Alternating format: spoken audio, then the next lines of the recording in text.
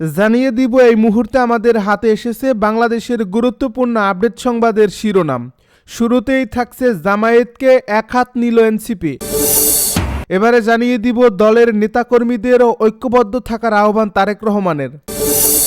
এদিকে বিএনপি কর্মীকে কুপিয়ে হত্যা, বাড়িতে আগুন ও লুটপাট। আরও থাকছে ২০০ আসনে বিজয়ী হলেও গঠন করব জাতীয় সরকার, বলছে জামায়াতের আমির। সব শেষে জানিয়ে দিব ভয়াবহ ভূমিকম্পে কাঁপল জাপান, সুনামির সতর্কতা জারি।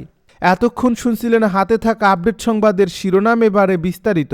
তবে তার আগে অনুরোধ রইল ভিডিওটিতে একটি লাইক এবং কমেন্ট করে জানিয়ে দিন ভিডিও সম্পর্কে আপনার মূল্যবান মতামত। আরও জানিয়ে দিন ভিডিওটি কোথা থেকে দেখছেন বা কোন জেলা থেকে দেখছেন। জামায়াতের এক হাত নিল এনসিপি। জামায়াতে ইসলামী ধর্মকে রাজনৈতিক হাতিয়ার হিসেবে ব্যবহার করে বিভাজন, ঘৃণা ও সহিংসতা রাজনীতি উস্কে দিচ্ছে বলে মনে করে জাতীয় নাগরিক পার্টি। দলটির অভিযোগ, ৫ আগস্ট পরবর্তী নতুন রাজনৈতিক সংস্কৃতিকে গ্রহণ করার পরিবর্তে তারা পুরনো সহিংস ও আধিপত্যবাদী রাজনীতির পথে নতুন খেলোয়াড় হিসেবে আবির্ভূত হতে যাচ্ছে, যা দেশের জন্য অশুভ সংকেত। এনসিপির সদস্য সচিব আক্তার হোসেনের বিরুদ্ধে জামায়াতের দেওয়া এক বিবৃতির প্রতিবাদ জানিয়ে সোমবার এক সংবাদ বিজ্ঞপ্তিতে এনসিপি কথা বলছে। এনসিপির মিডিয়া সেলের সম্পাদক মুশফিকুর সালেহীন দলের পক্ষে বিজ্ঞপ্তি গণমাধ্যমে পাঠিয়েছেন। জামায়াতের বিবৃতি প্রত্যাখ্যান করে এনসিপি বলছে, এ বিবৃতি বাস্তব বিবর্জিত, রাজনৈতিক শিষ্টাচার বহির্ভূত এবং জনমত বিভ্রান্ত করার অপচেষ্টা। ৬ ডিসেম্বর এনসিপির সদস্য সচিব সাম্প্রতিক সহিংস ঘটনার প্রমাণ নির্ভর যে মন্তব্য করেন তা সম্পূর্ণ তথ্যসম্মত ও দায়িত্বশীল। দলটি বলছে, ২৭ নভেম্বর পাবনার ঈশ্বরদী থানায় নির্বাচনী প্রচারকে কেন্দ্র করে সংঘর্ষে গুলি চালানো তুষার মণ্ডল যে জামায়াত ইসলামীর কর্মী তা জেলা গোয়েন্দা পুলিশ আনুষ্ঠানিকভাবে নিশ্চিত করছে এবং অস্ত্র গুলিসহ তাকে গ্রেপ্তার করছে। এমন স্পষ্ট প্রমাণ থাকা সত্ত্বেও বাস্তবতা অস্বীকার করা সত্য, গোপন ও দায় এড়ানোর নিন্দনীয় অপচেষ্টা ছাড়া অন্য কিছু নয়। দলের নেতাকর্মীদেরও ঐক্যবদ্ধ থাকার আহ্বান তারেক রহমানের। সামনে রাজনৈতিক লড়াই অত্যন্ত কঠিন হতে যাচ্ছে জানিয়ে দলের নেতাকর্মীদের সতর্ক থাকার আহ্বান জানিয়েছেন বিএনপির ভারপ্রাপ্ত চেয়ারম্যান তারেক রহমান। তিনি বলেন, দল ঐক্যবদ্ধ না থাকলে ভয়াবহ পরিস্থিতি অপেক্ষা করতে পারে। দলের ভেতরে মনোনয়ন নিয়ে তৈরি হওয়া ক্ষোভ ও অসন্তোষের গুঞ্জনের প্রেক্ষাপটেই এই কড়া বার্তা দেন তারেক রহমান। সোমবার বিকেলে রাজধানীর ফার্মগেটের খামারবাড়ি কৃষিবিদ ইনস্টিটিউটে বিএনপির দেশ গড়ার পরিকল্পনার শীর্ষক কর্মসূচিতে ভার্চুয়ালি যুক্ত হয়ে প্রধান অতিথির বক্তব্যে তিনি একথা বলেন। তারেক রহমান বলেন, আগামী নির্বাচনকে সামনে রেখে দেশের বিভিন্ন আসনে ধানের শীষের প্রার্থী দেওয়া হয়েছে। এখানে প্রার্থী মুখ্য নয়, মুখ্য তোমার দল, মুখ্য হচ্ছে ধানের শীষ। সুতরাং এখানে ধানের শীষকেই গুরুত্ব দিতে হবে। তিনি আরও বলেন, সামনের সময়ে অত্যন্ত কঠিন এবং ঐক্যবদ্ধ না হলে বড় ধরনের বিপদের মুখে পড়তে হতে পারে। আন্দোলনের সময়ে যেভাবে মানুষকে বোঝানো হয়েছে ঠিক সেভাবেই দেশ গড়ার পরিকল্পনার বিষয়ে সাধারণ মানুষকে সম্পৃক্ত করতে হবে। বিএনপির ভারপ্রাপ্ত চেয়ারম্যান বলেন, এখন দেশে এক ধরনের প্রচারণা চলছে, একজন বিশেষ কেউ ভালো আবার কেউ একজন খারাপ। এটা গণতন্ত্রের জন্য ডেঞ্জারাস ব্যাপার।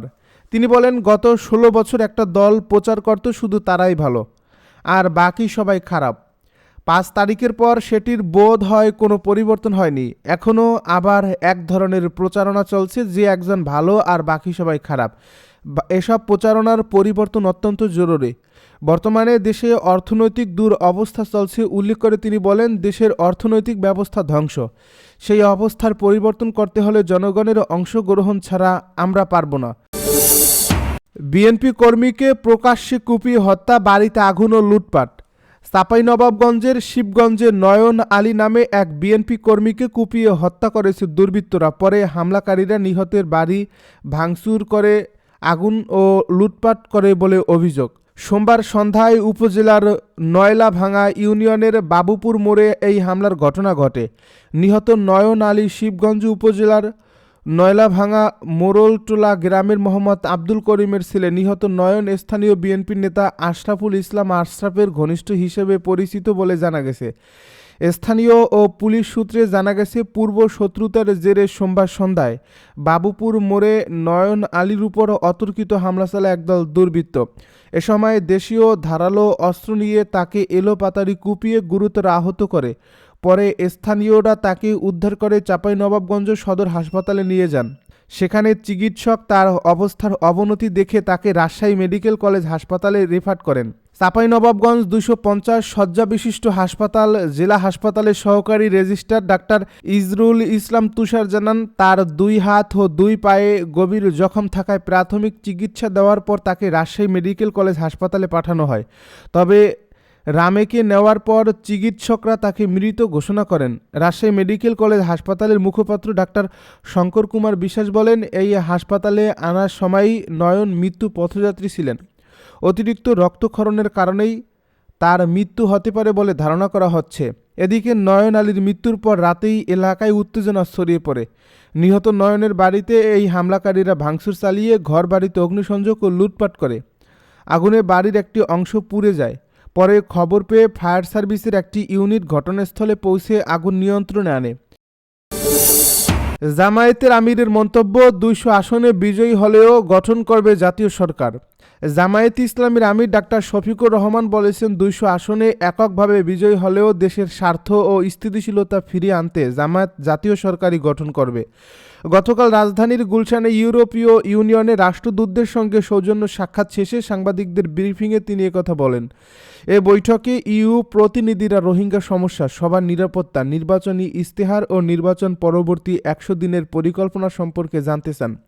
এ সময় জামায়াত আমির তাদের আশ্বস্ত করে বলেন, ক্ষমতায় এলে তার দল অন্তর্ভুক্তিমূলক বাংলাদেশ গড়ে তুলবে।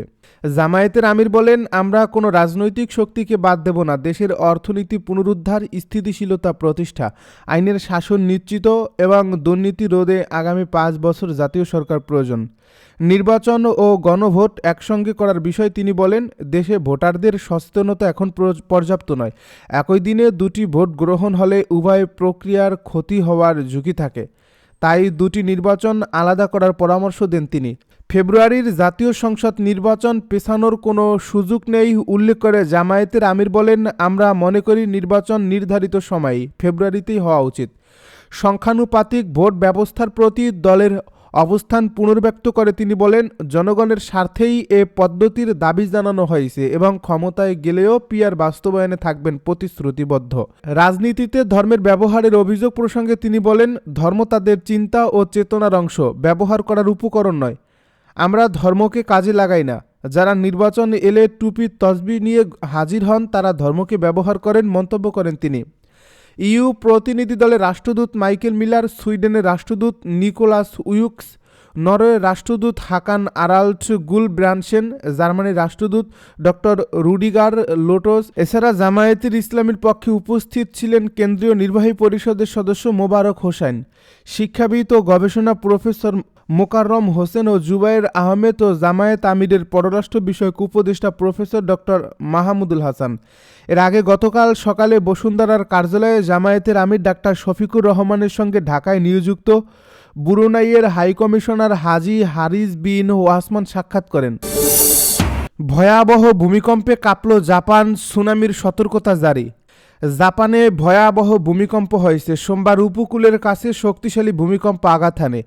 আল জাজিরার এক প্রতিবেদনে এই তথ্য জানানো হয়েছে। স্থানীয় গণমাধ্যমের প্রতিবেদনে বলা হয়েছে, সোমবারের এই ভূমিকম্পটির মাত্রা প্রাথমিকভাবে রিক্টার স্কেলে 7.2 হিসেবে অনুমান করা হয়েছে।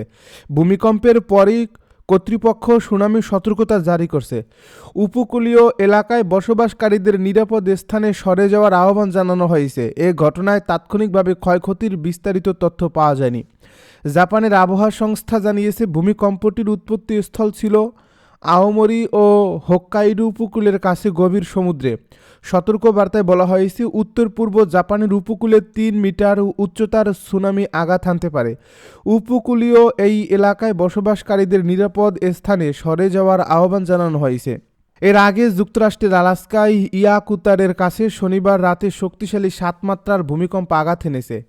মার্কিন ভূতাত্ত্বিক জরিপ সংস্থা জানিয়েছে, ভূমিকম্পের উৎপত্তি স্থল ছিল জমির মাত্র 10 কিলোমিটার গভীরে। ব্রিটিশ গণমাধ্যম দ্য গার্ডিয়ান জানায়, আলাস্কা ও কানাডার ইউকন সীমান্তের পাহাড়ি একটি প্রত্যন্ত এলাকায় এই কম্পন অনুভূত হয়। তবে কোনো সুনামি সতর্কতা জারি করা হয়নি। এখন পর্যন্ত বড় ধরনের ক্ষয়ক্ষতি বা হতাহতের খবর পাওয়া যায়নি।